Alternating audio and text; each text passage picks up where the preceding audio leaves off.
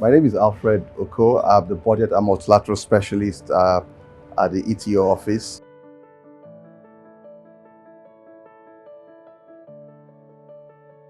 What have we seen?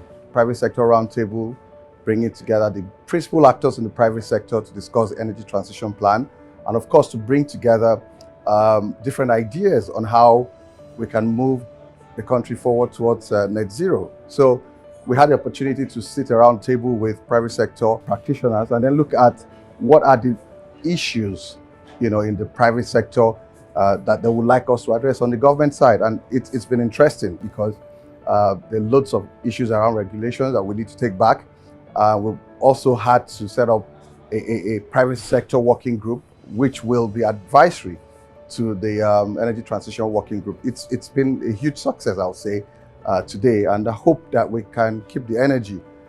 We were able to draft some sort of terms of reference as to how we will engage monthly, and then of course quarterly physical meetings. And I do hope that we are able to, address some of the concerns as we take the feedback to the energy transition working group. In terms of particular issues, around, you can look at the numbers around the multi-dimension poverty index that was just released. There are a number of issues around the clean cookie side of that report, and we were able to also see or have conversations with private sector experts who are working in the clean cooking field and see how we can collaborate with them and take some of their input forward to government and see how to bring that dimension of poverty downwards.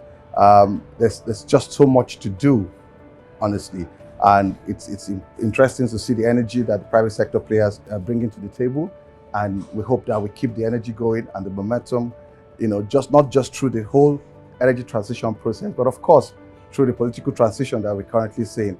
And Mr. President, like we saw a couple of weeks ago, has given the policy direction, institutional arrangement to support the Energy Transition Office, as well as the NCCC, which is the Nigerian Climate Change Council.